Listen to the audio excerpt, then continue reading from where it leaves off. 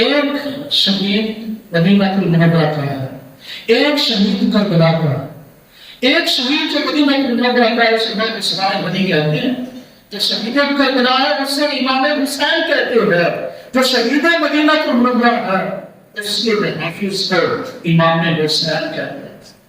شہید مدینہ المنورہ کی جب شہادت ہوئی تو آپ روزہ رکھے ہوئے تھے، اور شہید کربلا کی جب شہادت ہوئی تھی امام حسین صلی اللہ علیہ وسلم، شہید مدینہ المنورہ کی جب شہادت ہوئی آپ کو 40 روز پیاسا رکھا گیا، 40 روز اس اسلام کو پیاسا رکھا گیا جنہوں نے دین روما خرید کر فرد کیا ہے مسلمان پانے کی وجہ۔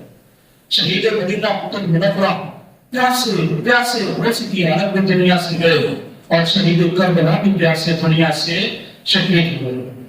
شہید مدینہ المنورہ جب شہید ہوئے تو قرآن کی تلاوت کر رہے تھے، اور شہید کربلا جب شہید ہوئے تو نیزے میں چڑھ کر قرآن سنا۔ شہید مدینہ المنورہ اسلام بھی بڑی عظمت ہوگا، اور شہید کربلا امام حسین بھی بڑی شان ہوا۔ ہم اسلام کے بھی دیوانے ہیں اور امام حسین کے بھی ہم کی اقتدار ہیں۔